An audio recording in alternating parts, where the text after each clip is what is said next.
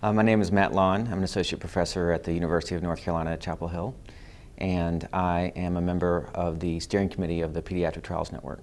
So we recently published an article on innovative trial design in pediatric therapeutics, and children really are a special population, and they're very challenging to do trials in children, particularly infants, particularly preterm infants. And this is because there are challenges with consent, because families and parents don't always want to consent. There are challenges in the amount of blood that we can take from babies and from premature infants. For example, a baby who weighs 500 grams or about a loaf of bread has a circulating blood volume of about 3 to 4 tablespoons. And so we can't take much out.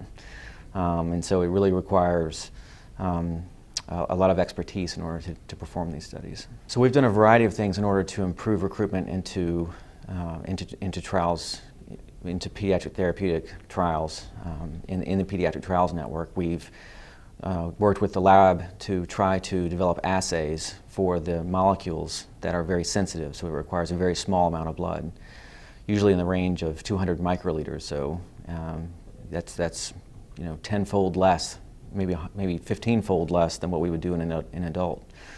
And we are also working to sort of move the field forward by using dried blood spots, which is a technology whereby we use even less blood, 10 to 20 microliters, on a dried blood spot. And it has lots of advantages because it doesn't require any special processing, it's very low blood volumes, and it can be left out at room air. There doesn't need to be a freezer, for example.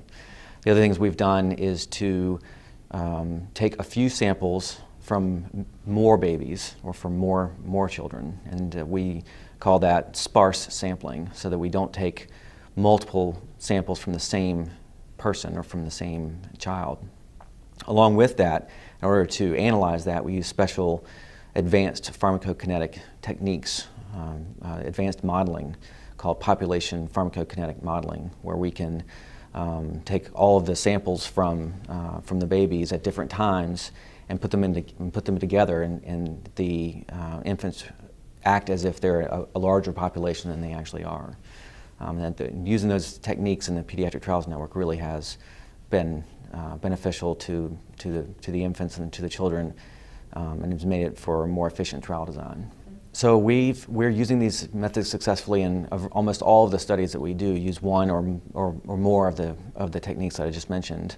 For example, metronidazole recently finished in under a year using sparse sampling and dried blood spots, as well as something called scavenged sampling, which is taking blood from the lab, the clinical lab.